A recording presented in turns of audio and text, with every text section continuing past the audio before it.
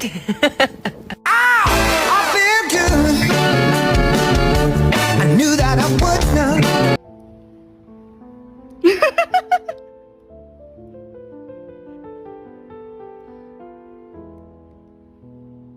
Salam alaikum,